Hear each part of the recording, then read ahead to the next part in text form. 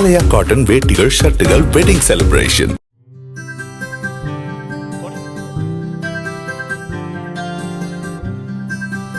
கொடைக்கானலில் உறைபனி காலம் தொடங்கியுள்ளதால் இரவு நேரங்களில் 10 டிகிரி செல்சியஸ் வரை தட்பவெப்பம் நிலவி வரும் நிலையில் புல்வெளிகள், செடி, கொடிகள் மற்றும் சாலைகளில் நிறுத்தப்பட்டிருந்த வாகனங்கள் மீது பனி படர்ந்து காணப்பட்டது.